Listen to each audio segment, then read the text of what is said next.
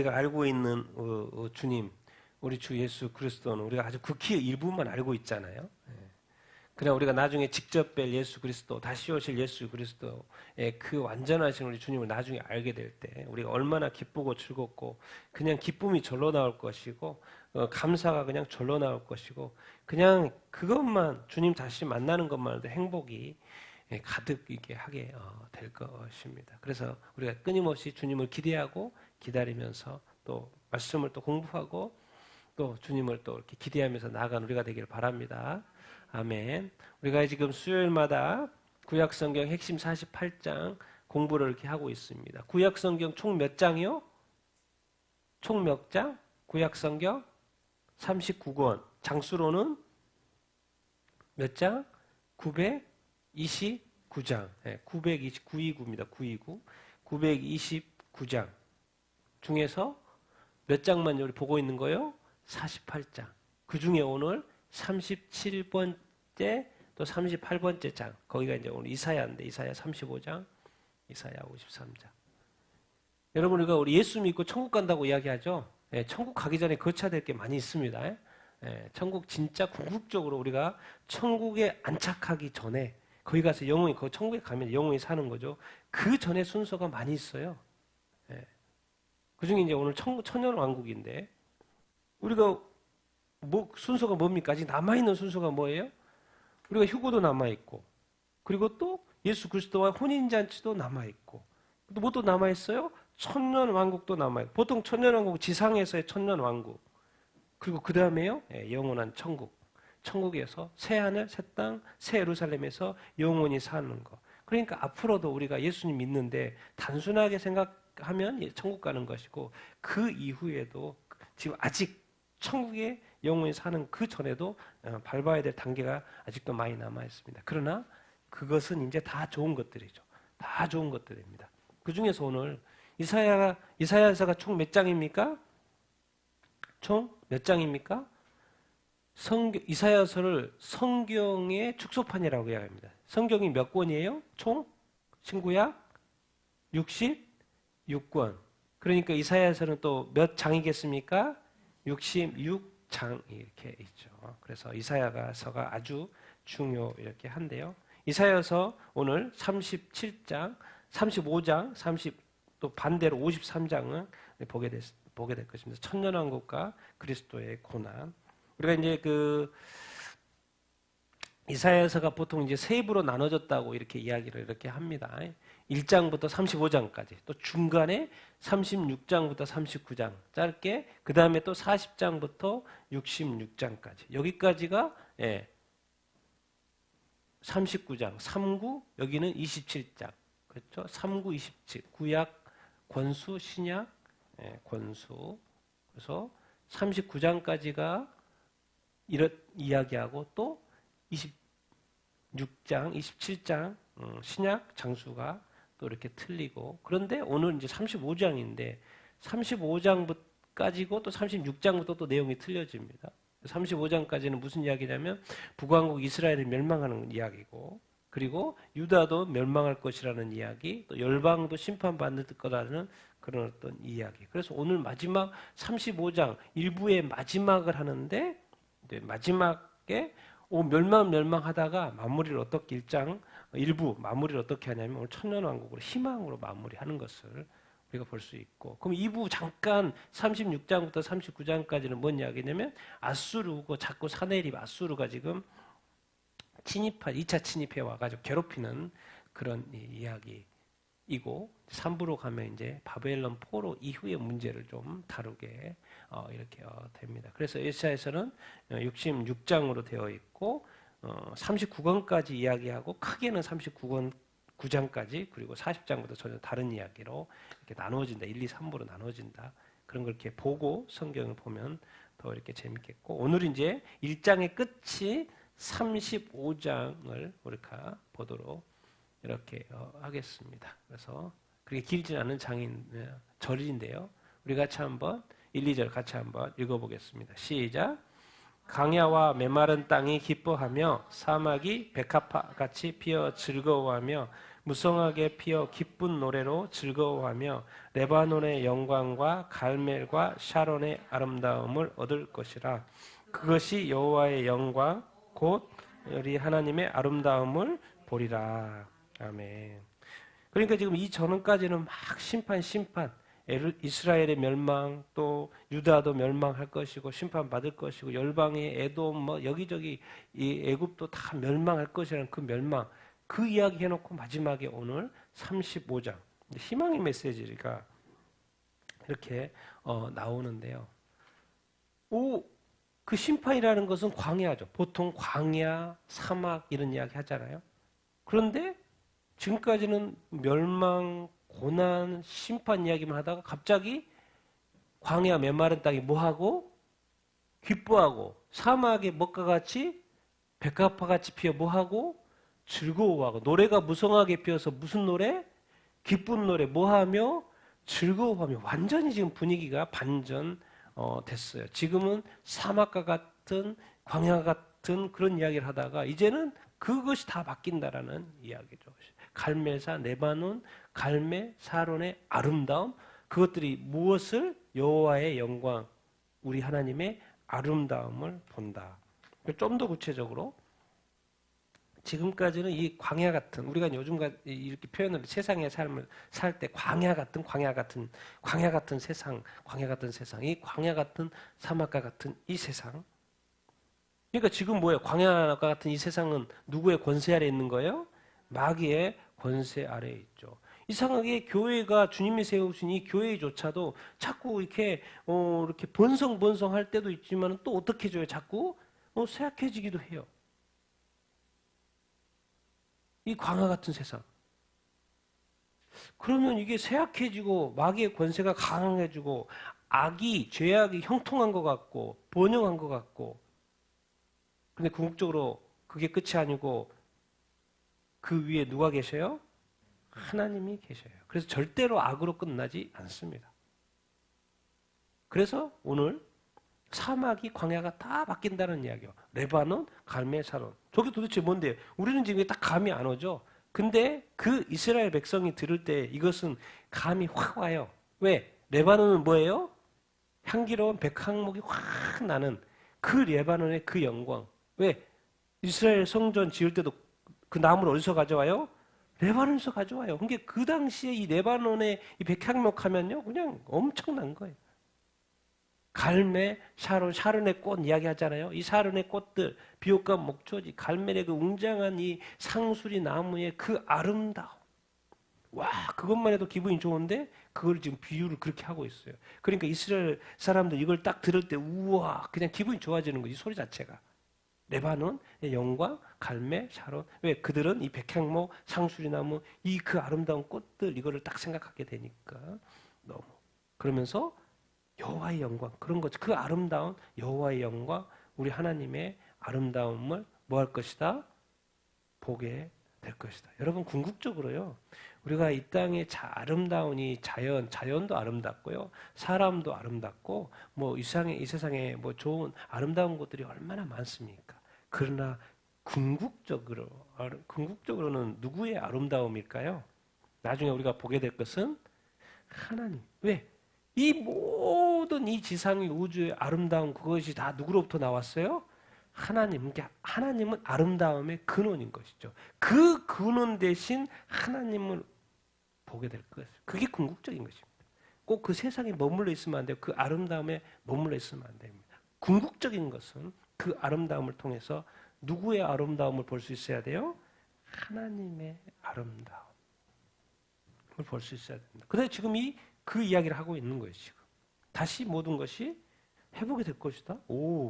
뭔 이야기? 또 이렇게 이야기하죠. 같이 3, 4절 읽겠습니다. 시작. 너희는 약한 손을 강하게 하며 떨리는 무릎을 굳게 하며 겁내는 자들에게 이르기를 굳세오라, 두려워하지 말라. 보라, 너희 하나님이 오사 보복하시며 갚아주실 것이라. 하나님이 오사 너희를 구하시리라 하라. 아멘. 뭐요? 이스라엘에게는 맨날 애굽에서 때리고 또 이제 요즘엔 또 아수르가 강도에 있다고 때리고 나중엔 또 그 이후에는 바벨론이 또 이렇게 때리고 그 위에는 또 뭐 헬라가 또 나중에는 그것도 끝이 아니라 또 뭐예요? 로마 시대. 그리고 예수님 올 때도 로마가 또 다스리고 있고. 그러니까 이 강대국들이 주변에 많이 있으니까 겁낼 수밖에 없죠.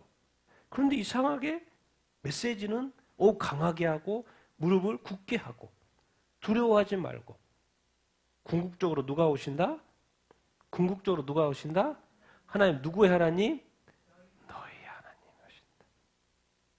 세상이 이렇게 뭐 이렇게 막 두렵고 걱정되고 막 이렇게 해도 결국 이 하나님은 나의 하나님, 우리 하나님. 근데 그분이 지켜보고 있을 뿐만 아니라 오신다 안 오신다?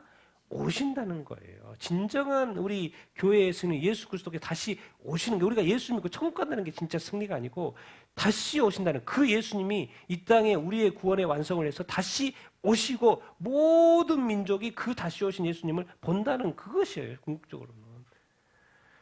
너희 하나님이 온다? 그럼 오면 뭐예요? 누구한테는 좋고 누구한테는 나빠요?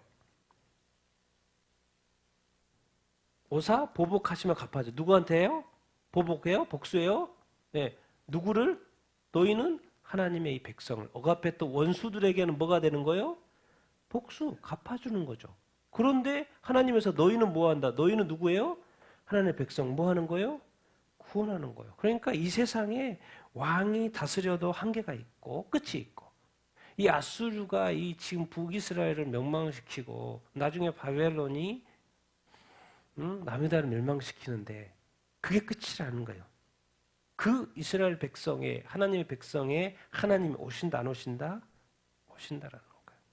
그것이 끝인 거예요, 사실은. 그래서 너희의 하나님이 오시면 원수에 대해서는 보복해주고 하나님의 백성에 대해서는 뭐 하실 거다? 구원하실 거다. 그러니까 하나님을 잘 믿어야 안 믿어요? 끝까지 믿어야 됩니다. 그러니까 오히려 그 하나님이 자꾸 뭐라 그러냐면 지금 뭐 이스라엘, 북이스라엘을 망하고 있는 상황이고 아수르가 맨날 막 침공하고 막 괴롭게 하고 있는 이 상황 속에서 이사야가 지금 애언을 하고 있는데 상황은 안 좋은데 자꾸 우리 하나님이 오신대. 원수 갚아준대. 우리 하나님 와가지고 우리 구원해 준대. 구원이 지금 절실하게 필요한데 자꾸 예언을 구원해야 되는데 뭐 자꾸 무슨 메시지를 던지는 거예요? 희망의 메시지를 던지는 거예요. 하나님 잊어버리지 말아라. 너희 하나님 잊어버리지 말아라. 너희 하나님이 다시 뭐 한다? 오신다. 반드시 오신다. 진짜 온다니까요. 그러니까 단어가 이렇게 가요. 그때. 그것이 무슨 일이 일어나는 줄 아니? 이렇게 알려가는 거죠. 5, 6, 7 같이 읽겠습니다. 시작. 그때 맹인의 눈이 밝을 것이며 못 듣는 사람의 귀가 열릴 것이며 그때 저는 자는 사슴같이 뛸 것이며 말 못하는 자의 혀는 노래하리니 이는 광야에서 물이 솟겠고 사막에서 시내가 흐를 것임이라. 뜨거운 사막이 변하여 못이 될 것이며 메마른 땅이 변하여 원천이 될 것이며 승냥이에 눕던 곳에 풀과 갈대와 부들이 날 것이니라. 아멘. 그때 하나님이 온다 그랬잖아요. 그때 하나님이 오시는 그때가 뭐겠어요? 뭐 하러 오세요? 하나님의 백성에게는 하나님의 구원의 약속이 뭐 할 때? 성취될 때죠. 하나님 오셔가지고 구원을 하시니까. 그때가 온단 말이에요. 근데 그분이 이렇게 오시면 지금 우리가 막 이렇게 이 강대국들에서 치이고 있고 이런 어려운 상황 가운데 그때가 되면, 그것이 성취가 될 때가 되면 모든 것이 뭐 한다? 회복이 된다. 이거 딱 이 맹인의 눈, 못 듣는 사람의 귀, 조는 자, 말 못하는 자의 혀, 이거 지금 뭐하고 똑같아요? 예수 그리스도. 예수 그리스도가 이 땅에 오셨을 때 행하신 사역하고 똑같아요.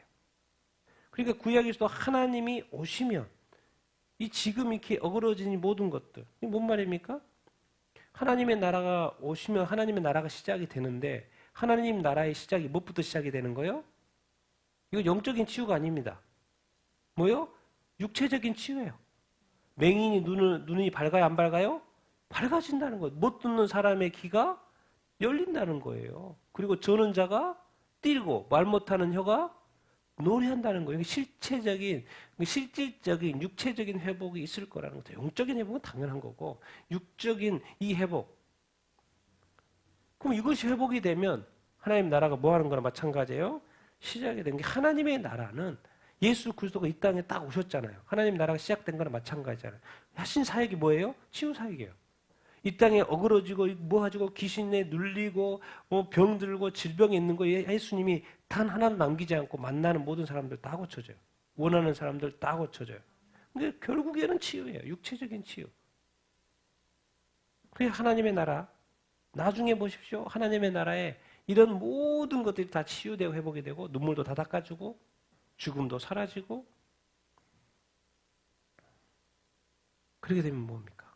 회복이 그 하나님이 오시면 다 치유되고 회복이 되고 이 광야 같은 이 사막에서 이 뜨거운 사막 물이 쭈쭈쭈 그러더니 또 시내가 또 더 물이 모이네. 뜨거운 사막에서 뭐가 돼요? 연못이 막 생기네. 오아시스, 와. 그리고 뭐 메마른 땅이 변화해 뭐가 돼요? 메마른 땅에서 뭐가 막 솟아 올라와요? 물이 막 쭉쭉쭉쭉쭉 이렇게 올라오는. 그동안에는 꿈꾸지 못했던 그 모든 것들. 그동안에 지금까지는 사막이었고 사막은 고통이었고 사막은 물 없는 곳이었고 그냥 사막만 생각해도 지긋지긋해요. 그렇긴 한데 그런데 그분이 오시면 하나님이 오시면 더 이상 사막이 아니에요. 뜨거운 사막이 아니에요. 광야가 아니에요. 뭔 말이에요? 메마른 땅이 아니에요. 이 무서운 승냥이 떼들이 모여있는 그곳이 더 이상 아무 문제가 안 돼요. 왜요? 그분이 오시면 하나님이 오시면 광야를 뭘로 만들어버릴 것이기 때문에 물이 가득한 것으로 만들어버려요. 지금은 이제 사람들이 노력을 해서 관계시설을 해가지고 이스라엘 땅에도 사막에 막 물을 끌어와가지고 막 그렇게 하잖아요. 그러나 그분이 오시면 진짜 더 이상 광야가 아닌 거예요. 그분이 오시면, 하나님이 오시면 사막이 더 이상 사막이 아니에요. 왜? 물이 찰찰찰, 시냇물이 찰찰찰 흐를 거기 때문에. 근데 그리고 또 메마른 땅, 물이 없어서 아프리카에 물이 없어서요? 아니요. 이제 그분 오시면 그냥 천년왕국 시대에는 물이 그냥 콱콱콱. 천년왕국 시대는 천년을 지상에서 그 믿는 사람들이 누린다? 어떻게? 지금까지 경험하지 못했다. 그 새로운 세상. 하나님이 통치하시고 이 세상. 지상천국, 천년왕국. 그것을 우리가 나중에도 경험하게 되겠지만 궁극적으로는 그분이 오셔야 돼. 하나님이 오셔야 돼.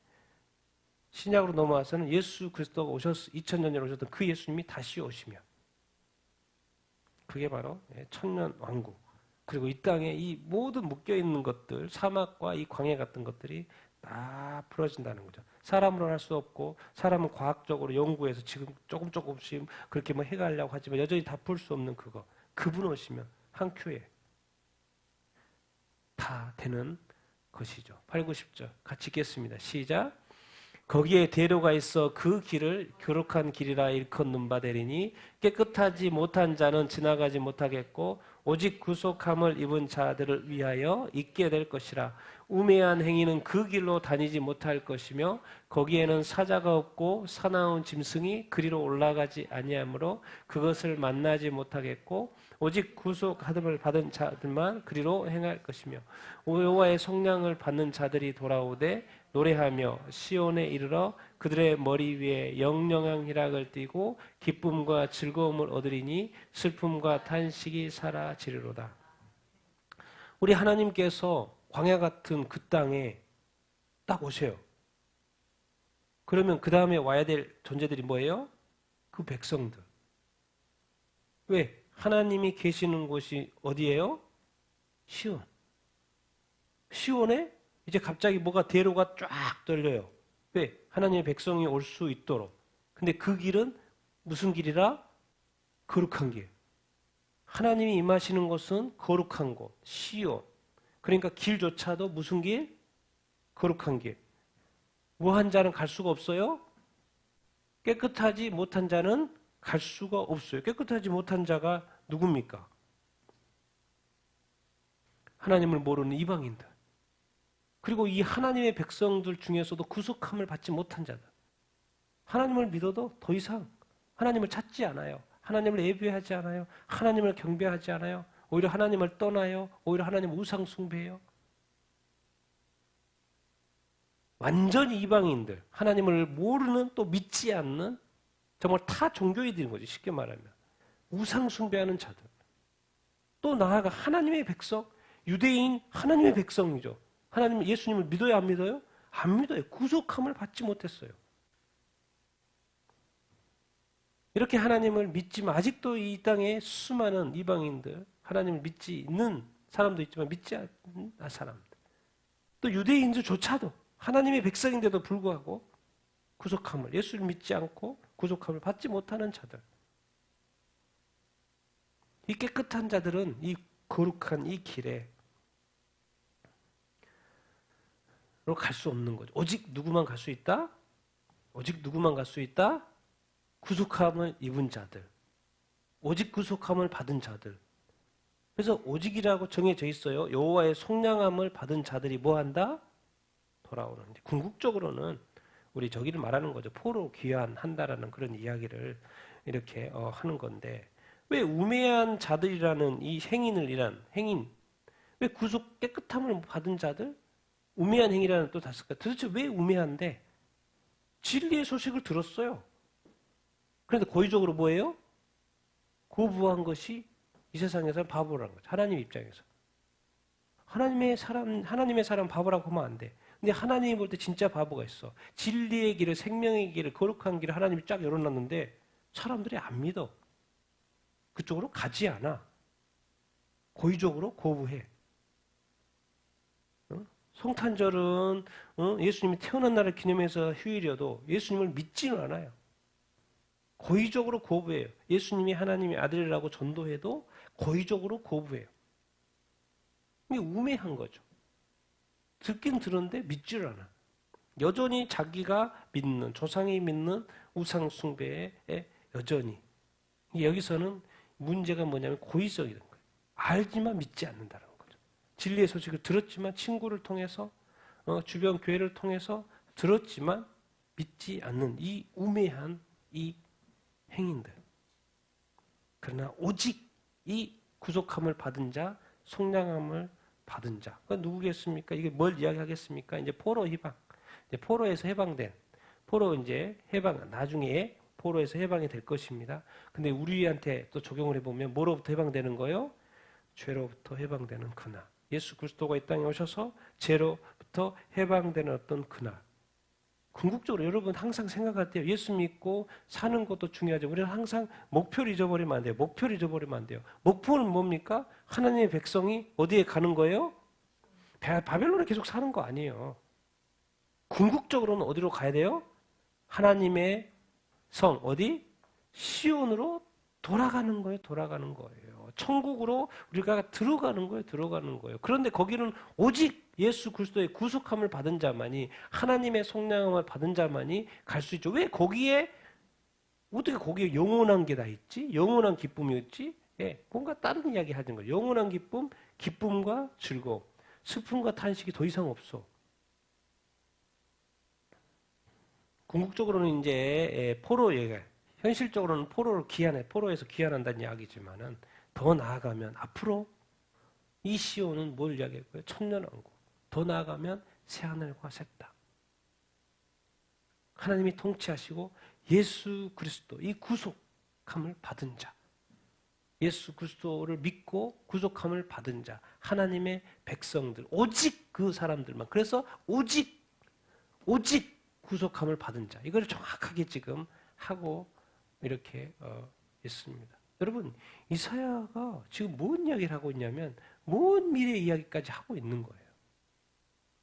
그건 다 누가 가르쳐 주니까 하는 거예요? 하나님께서 가르쳐 주니까 이거 그것까지 다 볼 수 있는 거예요. 이사야가 어떻게 보면 대단한 거죠. 66장의 이 긴 예언.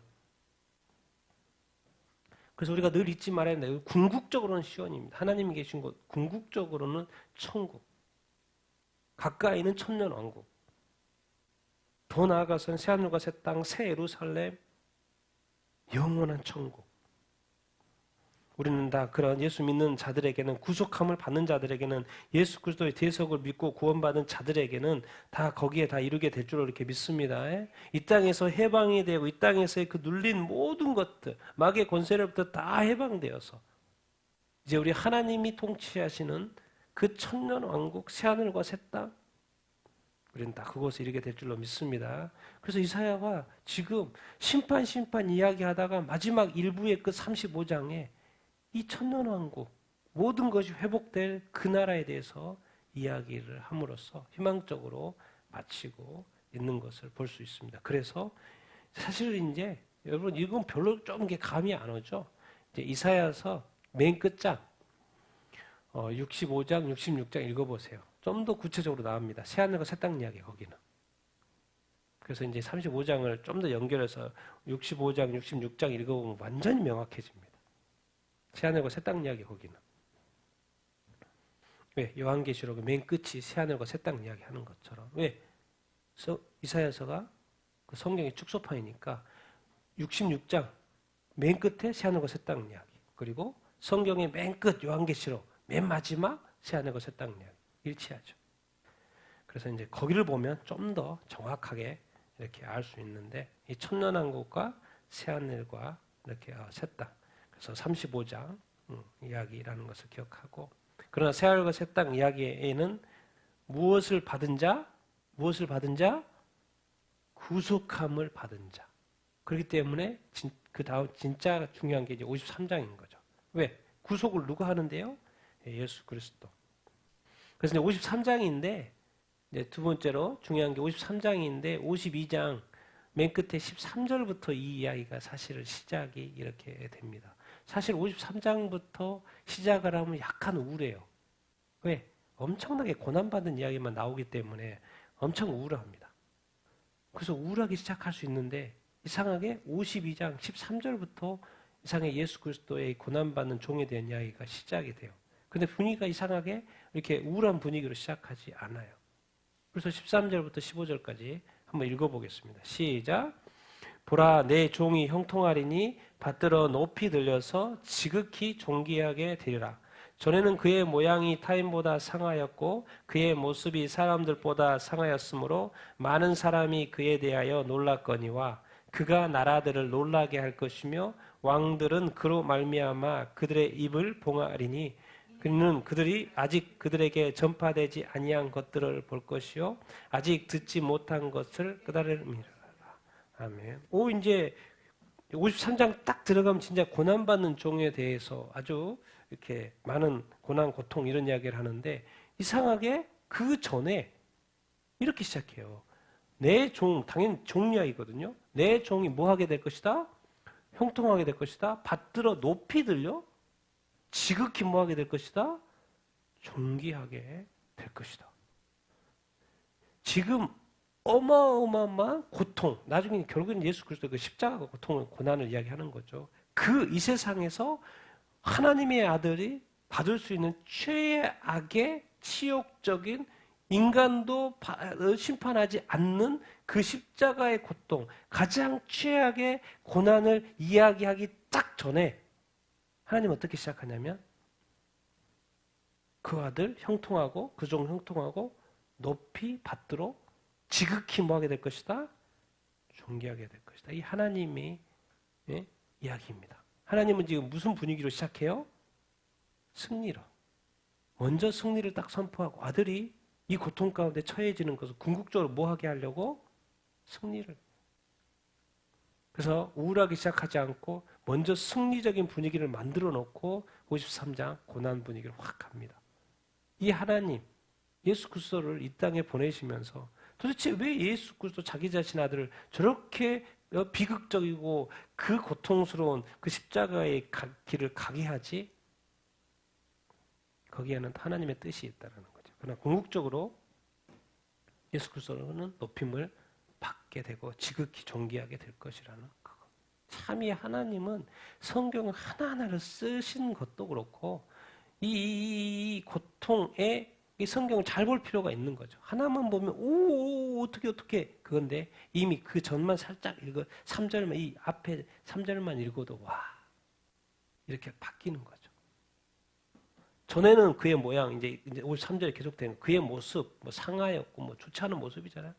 근데 깜짝깜짝 그가 놀라게 할 거라 나라들 놀라게 하고 왕들로 그들 입을 봉하게 하고 전파되지 않는 것을 볼 꺼지고 듣지 못한 것을 깨닫게 하고 앞으로 이제 주님의 어떤 사역을 통하여서 그렇게 된다는 이야기죠.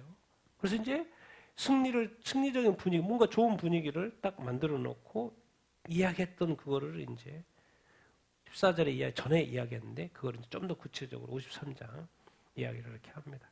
같이 한번 1, 2, 3절 읽어보겠습니다. 시작. 우리가 전한 것을 누가 믿었느냐? 여호와의 팔이 누구에게 나타났느냐? 그는 주 앞에서 자라나기를 연한 순 같고 마른 땅에서 나온 뿌리 같아서 고운 모양도 없고 풍채도 없은즉 우리가 보기에 흠모할 만한 아름다운 것이 없도다. 그는 멸시를 받아 사람들에게 버림받았으며 간고를 많이 겪었으며 질고를 한 자라. 마치 사람들이 그에게 얼굴을 가리는 것 같이 멸시를 당하였고 우리도 그를 귀히 여기지 아니하였도다. 예수 그리스도의 그 고난의 종된 메시아의 고난의 종에 대한 애언 이렇게 우리가 전한 것을 누가 믿었으며 여호와의 팔이 누구에게 나타났느냐. 그는 예수 그리스도겠죠. 그는 주 앞에서 자라나게 연한 순 같고 마른 땅에서 나온 뿌리 같아서 고운 모양도 없고 풍채도 없고 우리가 보기에 흠모할 만한 아름다운 것이 없어요. 왜? 그 당시에 나사렛 예수 하면 저 시골 출신 나사렛 예수 뭐 기대도 안 해요. 쳐다보지도 않고. 그래도 예루살렘 출신 정도는 돼야지. 인서울은 좀 돼야지. 또 이렇게 좀 이렇게 수도권이어야지. 저 시골 나사렛 예수 뭘 기대? 연한 순 같고 이름만 들어도 뭐 볼품 없을 거라는 그냥 상상이 되는 그런 마른 땅에서 나와 같은 그 뿌리. 고운 모양, 풍채 기대도 안 돼요. 흠모할 거 뭐가 있겠어? 그러니까 그 당시에 이 메시아, 지금 메시아 이야기하잖아요. 그리스도는 메시아입니다. 메시아의 고난 예고인데 이게 우리 생각이 이런 거죠. 이 생각의 차이가 무엇을 정말 만들어내냐면 다음 한번 안 눌러지는 건가요? 한번 클릭 한번 뭐가 지금 지금 뭐를 그들은 기대하는 거. 이스라엘 백성들이 예수님이 2000년에 왔는데 뭐가 문제인 거였던 거. 그들이 기다리는 메시아, 그 로마의 이 통치하에 있는 메시아, 이 고통받고 있는 이스라엘 백성. 그러니까 자꾸 그들은 메시아를 어떤 메시아로 자꾸 기대하는 거예요? 성경적인 메시아가 아니에요. 그냥 지금 이 문제, 나의 현실, 이 어려움을 좀 주권 국가로 좀 만들어둘. 우리도 좀 우리 왕 세우고 능력 있는 왕을 우리가 원하는 그런 같은 메시아를 원하는 거죠. 우리 사고방식, 우리 그리스도인조차도 우리가 지금 이 현실 타개형 메시아, 현실 타개형 예수 그리스도가 우리가 필요한 거 아닙니까? 그런데 이상하게 성경은 어떻게 이해를 하냐면 고난받는 종의 메시아를 이야기하는 거예요. 그러니까 이게 그 당시 이스라엘 백성들하고 충돌이 되는 거죠. 고난? 아니 메시아가 그래도 출신이 왕족 출신? 사실 왕족 출신이죠. 어떻게 메시아가 어떻게 나사렛에서 나와? 그런데 또 하는 거 보면 능력 있고 그러니까 또 능력 있으니까 기대를 해요. 와, 이 정도면은 막 오병이어 기적 뭐 이런 기적 병 낫고 이 정도면 우리를 로마에서 해방시켜줘. 여러분 그런 생각하죠? 우리나라가 짠 뭔가 좋아지고 지금 고난받는 나라들이 쫙 좋아지고, 지금 막 고통받는 아프리카의 기아 문제가 한순간에 쫙 해결되고, 막 이렇게 먼 일들 막 일어났으면 좋겠죠? 이상하게 근데 성경은 고난에 대해서, 겸손에 대해서 이런 걸 자꾸 이야기한단 말이에요. 뭔가 능력으로 뭔가 쫙쫙 해결돼가지고, 그러면 뭐 교회도 또 더 뭐 될 것 같은데, 이상하게 그렇게 안 해요. 이상하게 교회가 멸시받네. 어떻게 메시아가 이 땅에 와가지고 어떻게 막 맨날 도망다니고 그러고 있어요. 버림받고 간고는 고통, 질고는 질병 이렇게 하면 되죠. 질고, 질병. 간고 그 고통. 멸시당하고. 뭐 이렇게 귀히 여기지도 않아요. 지도자들 쳐다보지도 않아요. 자꾸 인기가 끓으니까 관심을 더 갖는 것이지. 왜? 나사렛 예수. 예루살렘 예수 해야지. 나사렛 예수. 그러니까 우리가 신앙생활을요, 우리가 앞서갑니다. 네, 말씀을 앞서가고요, 메시아 그리스도 앞서갑니다. 그래서 많은 우리 신앙생활에 내가 만든 기독교, 내가 만든 신앙이에요. 그래서 내가 맞춰놓고 거기에 안 하면 불평, 불만 이렇게 가는 거예요. 예수 그리스도가 그렇게 사셨습니까? 3년 공생에 살 때? 말없이 사셨어요. 본인이 해야 될 일만 하셨어요.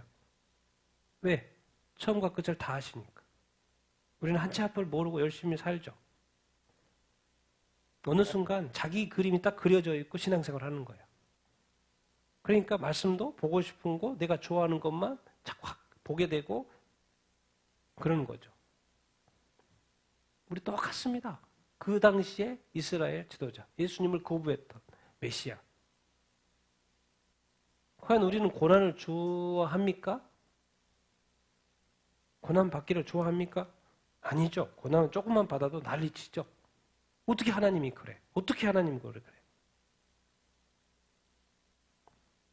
우리가 그리는 그림의 기독교가 아니고 우리는 성경적인 기독교, 성경이 말하는 기독교, 예수님이 말하는 기독교, 뭐죠? 교회, 하나님이 말씀하시는 교회의 방향, 이렇게 말씀대로 가야지. 그래야지 온전하게 갈 수 있습니다. 분명히 메시아는 이럴 거라고 예언을 했는데도 불구하고 오셨을 때, 700년 전에 다 예언했는데도 불구하고 실제로 오셨을 때 다 거부해, 지도자들이. 백성조차도. 왜? 현실 타개형, 권력형, 능력형 메시아로 어느 순간 성경적인 메시아관이 아니고 바뀌어 있어요.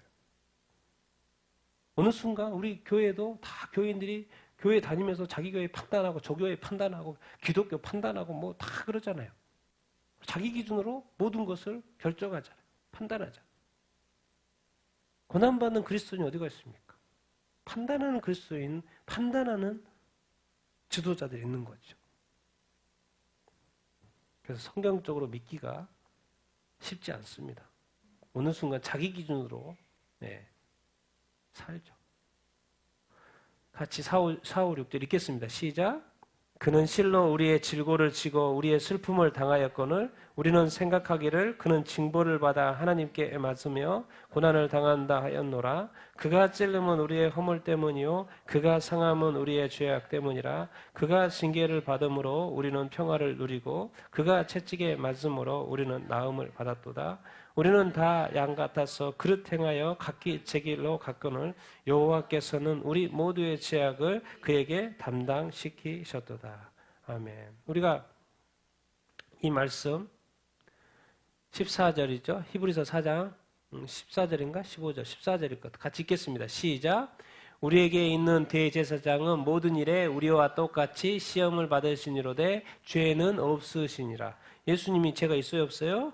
죄가 없으시죠. 대제사장은 예수 그리스도니까. 대제사장은 죄가 없으신 예수 그리스도. 그런데 죄가 없으신 그 예수 그리스도가 십자가에 못 박혀 죽었단 말이에요.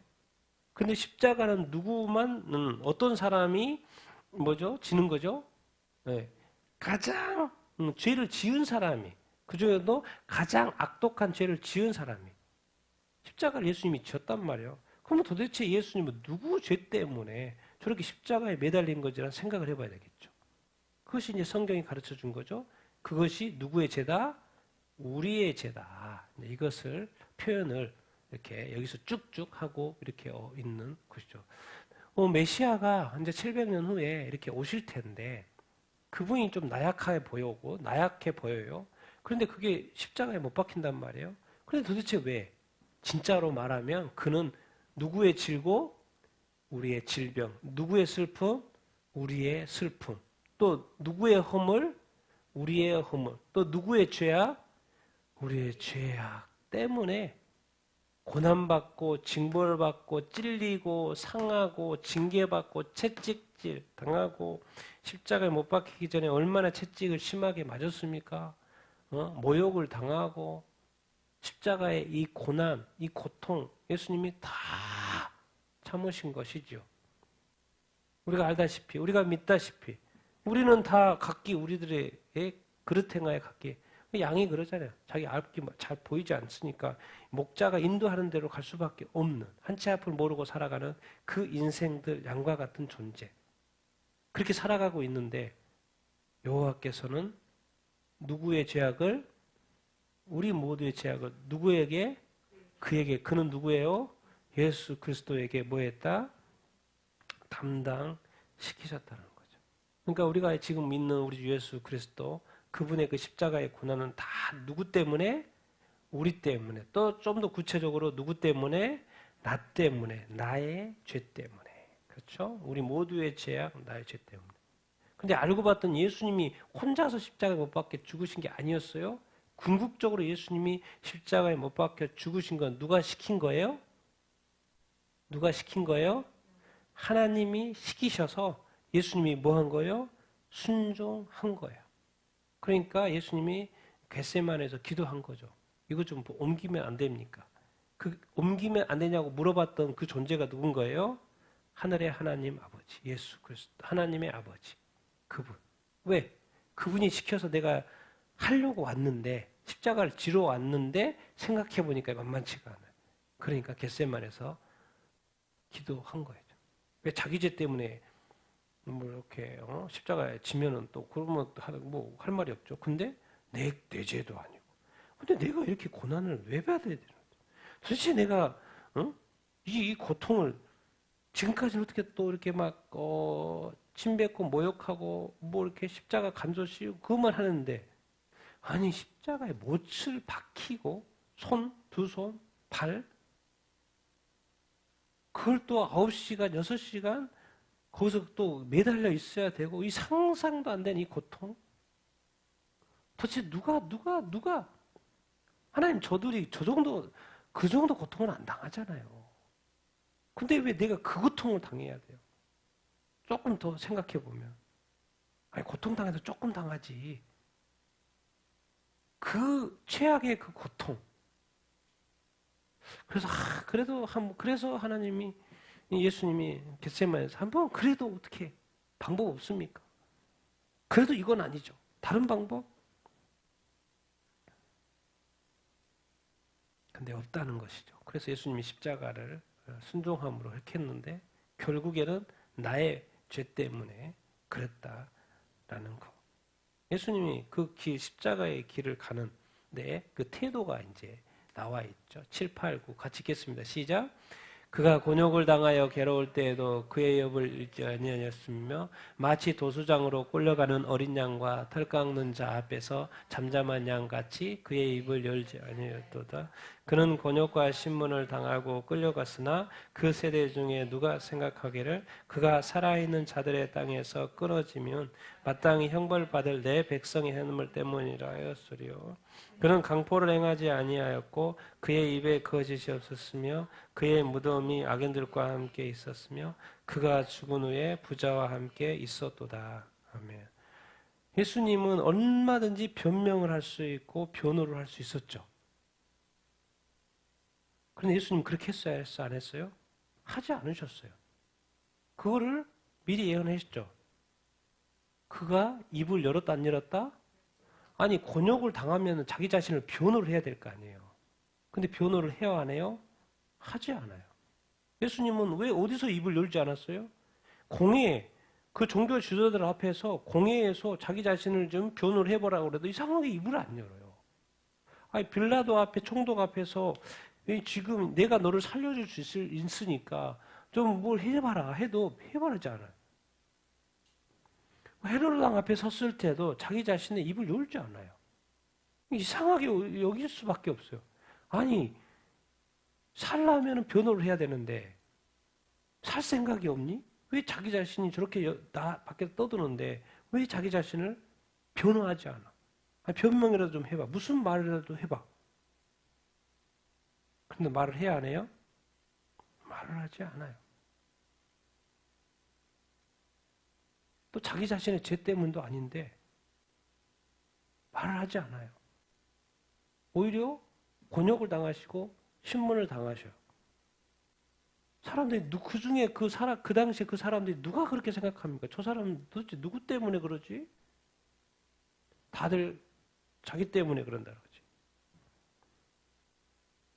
누가 마땅히 형벌받을 자기 백성, 이스라엘 백성, 이 세상이 모두 인류의 이 죄 때문에, 허물 때문에 저렇게 당하고 있을 거라고 누가 생각하겠습니까? 아무도 생각 안 하죠. 심지어 하나님의 백성, 그 예언서, 이사야 예언서를 가지고 있는 공회 때마다, 그 회당에서 예배 때마다 꺼내가지고 읽고 그 장을 읽고 있는 그 하나님의 말씀을 가지고 있는 그 백성조차도 지금 예수 그리스도가 이 당하는 이 십자가의 고난의 이 길, 이것을 전혀 이해 못해요. 자기들 때문에 지금 자기들의 허물 때문에 그러고 있다는 것을 그 예언의 말씀을 가지고 있는 백성조차도 이해를 하지 못해요. 그런데 놀라운 거는 그분이 예수 그리스도가 그 상황에서 이상하게 협박하지도 않아.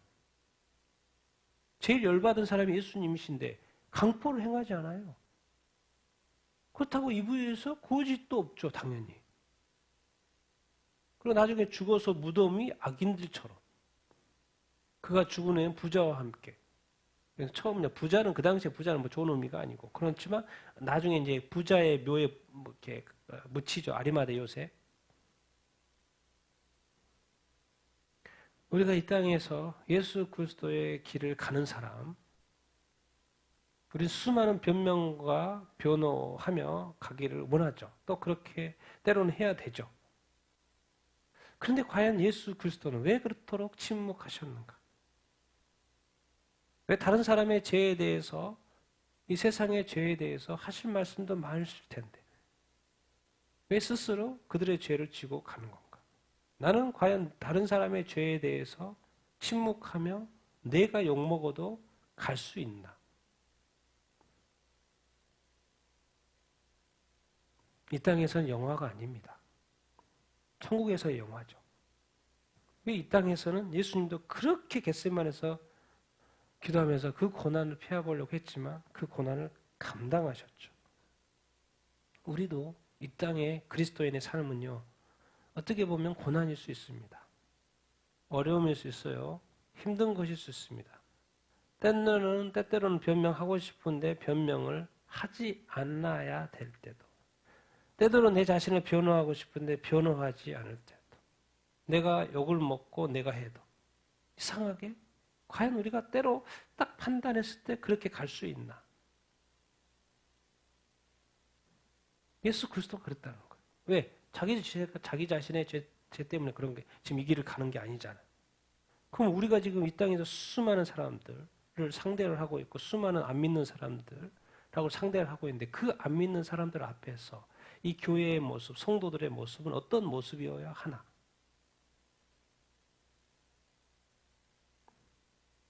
이런 것들을 우리가 예수 그리스도의 길을 그러면서 적용을 어떻게 해볼 것인가?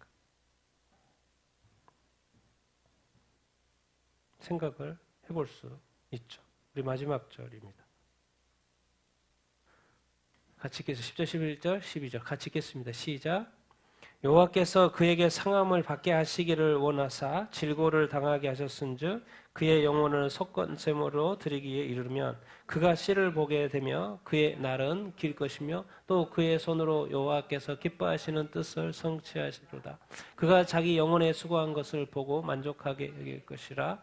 나의 의로운 종이 자기 지식으로 많은 사람을 의롭게 하며 또 그들의 죄악을 친히 담당하리로다.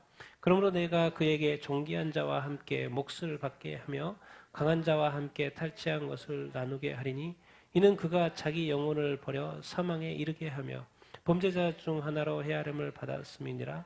그러나 그가 많은 사람의 죄를 담당하며 범죄자를 위하여 기도하였느니라. 아멘. 뭔가 지금 이사야가 53장에서 누군가를 자꾸 이야기하고 있어요. 근데 메시아. 근데 그 메시아가 그리스도가 왜 왜 그 길을 가지려는 대한 설명을 다시 하고 있습니다. 그가 그 메시아가 상함을 받게 되는데 그것은 누가 원해서 그런 거예요? 누가 원해서? 하나님이 원해서 그 고난의 길을, 그 고난을 질고 당하게 하신 거예요. 하나님께서 그 영혼을 뭘로 지금 드리고 있는 거예요? 제물로 드리고 있는 거예요. 무슨 제물로? 속건 제물. 우리는 보통 이제 예수 그리스도는 우리를 속죄하셨다 그러죠.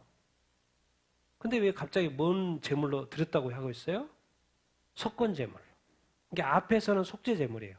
근데 여기서는 또 뭐로 무슨 제물로? 속건 제물로. 예, 의미가 있습니다.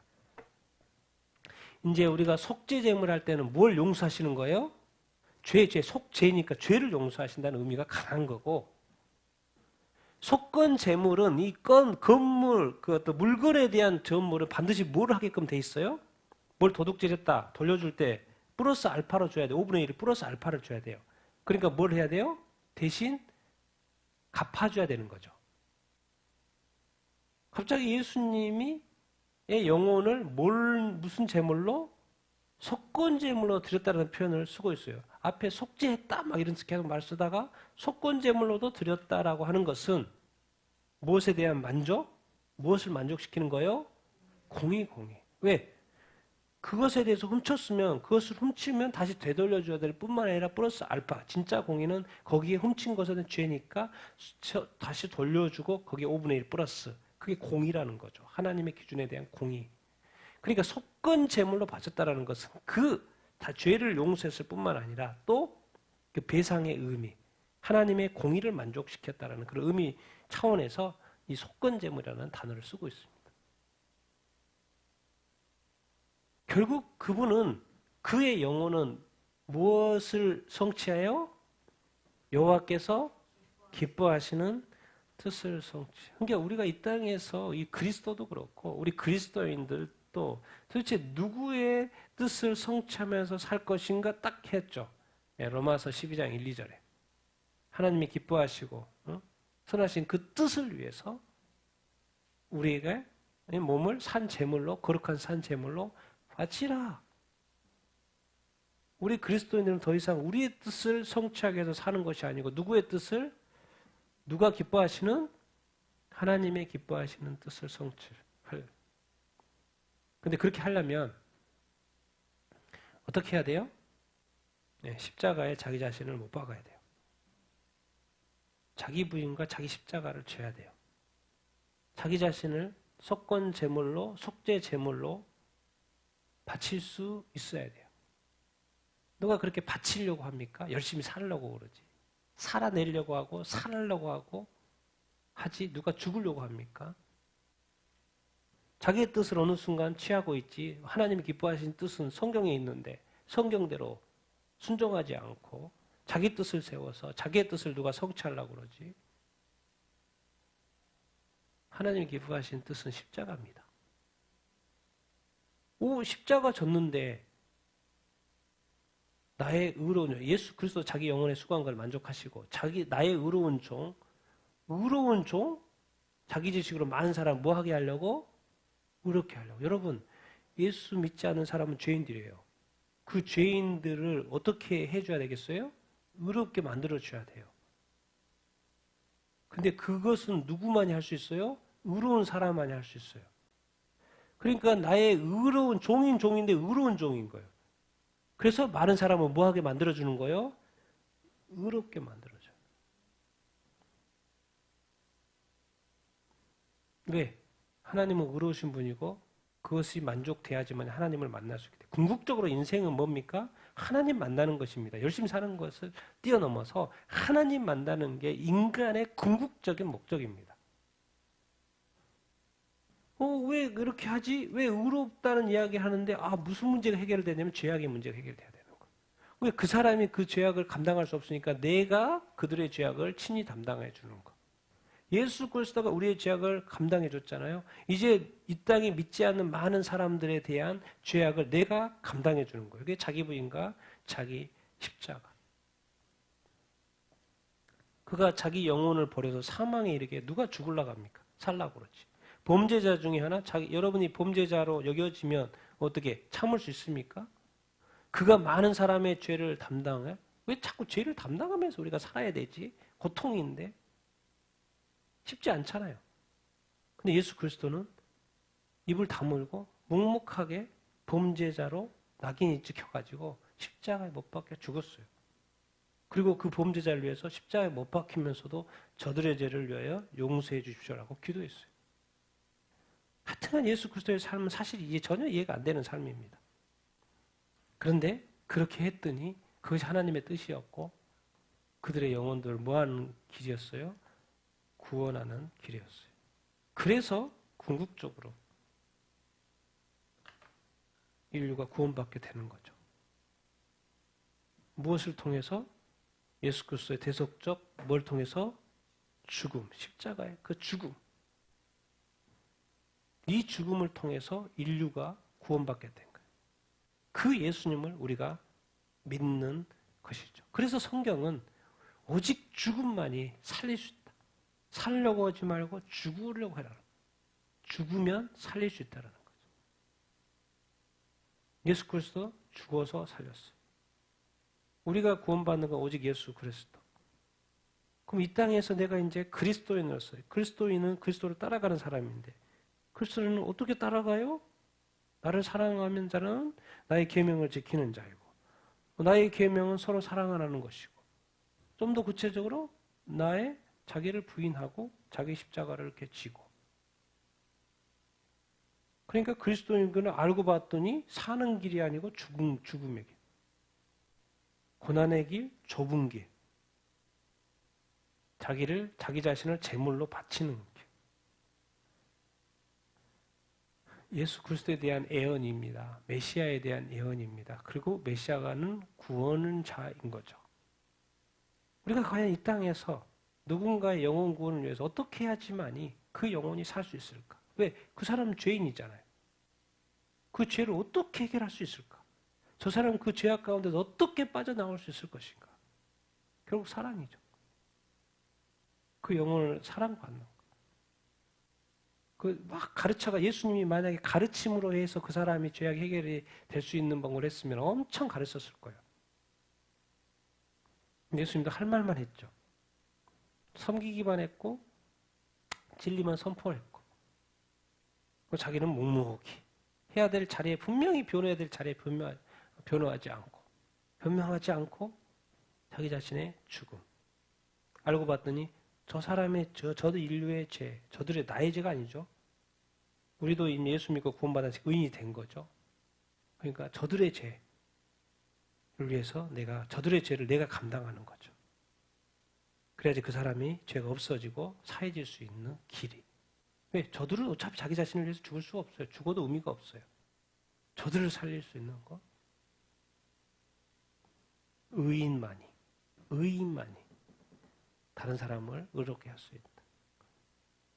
그러니까 우리가 예수 그리스도의 그 길을 따라가야 된다. 그런 말입니다. 그리스도인의 길이란 말이에요. 여기서는 궁극적으로 이제 이사야서 53장은 메시아 대신 예수 그리스도. 근데 우리가 그리스도인의 삶을 이제 우리 자신한테 예수님은 이미 다 그렇게 하셨고, 님을 보이셨고, 우리가 이것을 나 자신에게 적용해 볼 때 나는 어떠한 삶을 살 것인가? 그런 것을 생각해 보면서 우리가 또 말씀을 읽으면 그것이 나한테도 적용해 보고 내가 메시아가 되자는 이야기가 아니고 내가 뭐 이렇게 이단처럼 뭐 재림예수 이런 거 되자는 이야기가 아니고 궁극적으로 예수님이 말씀하신 사복음서에서 말씀하신 그 예수 그리스도의 삶과 또 말씀하신 그 말씀대로 사는 것이 무엇인가? 우리도 다른 사람의 죄를 감당할 수 있느냐? 그것을 자꾸 쳐내는 게 아니고 내가 감당할 수 있냐? 의인으로서. 내가 예수 믿고 구원받았다는 그 즐거움도 이제 지나서 다른 사람의 죄에 대해서 내가 감당할 수 있냐? 사랑할 수 있냐? 용서할 수 있냐? 이런저런 적용을 이제 해보는 것이죠. 어쨌든 오늘 이제 이사야서 35장은 궁극적인 우리 신앙의 궁극적인 목표 천년왕국입니다. 천국이에요. 여러분 그러니까 어떠한 이 세상에 이 광야 같은 세상을 지날지라도 낙심하지 마십시오. 좌절하지 마십시오. 믿음이 있다면 하나님 안에 있다면 그리스도 안에 있다면 성령 안에 있다면 천년왕국이 우리의 궁극적인 목표이기 때문에 끝까지 가는 것입니다. 믿음으로 끝까지 나아가는 것이에요. 그리고 그렇게 갈 때 우리는 반드시 그 천년왕국, 이 천국 우리가 나중에 누리게 될 것입니다. 그러나 거기 가기까지는 이 광야의 길에서 주님이 요구하시는 것은 고난일 수도 있다라는 거죠. 우리가 그 십자가의 고난, 감사하면서 믿음을 잘 지키면서 잘 갈 수 있는 건가? 그래서 성경을 딱 펼쳐보니까 그리스도의 남은 고난 이야기가 나오네. 뭐 그리스도가 고난 다 끝내는 줄 알았더니 그리스도의 남은 고난 이야기라네. 그 남은 고난은 내가 참여할 수 있을까 생각해 보는 거죠. 그리스도의 남은 고난도 내가 동참하게 하여 주시옵소서. 이런 기도를 해보는 거죠. 그럼 그게 뭐지? 나는 제외하고 다른 사람이 아니죠. 우리 모든 그리스도인이 그리스도의 남은 고난에 동참하여서 이 땅에 이 하나님의 이 복음이 모든 사람에게 전해지고 구원받는 그 일에 우리가 쓰임 받을 수 있어야 되지 않겠습니까? 한 영혼이라도 구원받는 그 일에 그리스도의 남은 고난에 참여함으로 또 하나님의 뜻을 이루는 그런 삶을 살아야 되지 않겠습니까? 그런 사람이 되기를 예수님의 이름으로 축원드립니다. 아멘. 우리 같이 한번 오늘 말씀을 생각하면서 기도하도록 하겠습니다. 여러분 희망을 가지십시오. 하나님도 예수 그리스도 자기 자신의 아들 하나 있는데 그것을 십자가의 고난으로 못 박히게 내주는 데 있어서 분명히 그 과정밖에 없기 때문에 그 내몰지만은 십자가로 내몰지만은 그런 하나님은 성경에 궁극적으로 먼저 승리를 선포하셨습니다.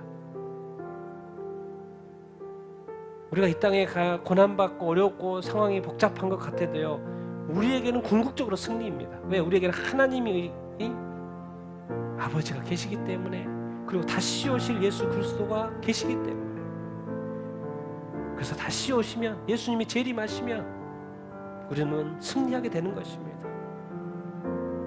주여, 우리가 천년왕국의 꿈을 꾸게 하여 주시고 예수 그리스도를 믿는 것이 궁극적인 것이 이 땅이 아니고 정말 이 땅에서도 열심히 살아야 되겠지만은 하나님의 나라인 것을 기억하며 살게 하여 주시옵소서. 예수 그리스도께서 나의 죄를 위하여 십자가에서 감당하신 것처럼 나도 예수님처럼 누군가의 죄를 감당할 수 있는 삶을 살게 하여 주시옵소서. 우리 같이 한번 그리스도의 남은 고난에 동참하는 자가 되게 하여 주시옵소서. 같이 한번 기도하겠습니다.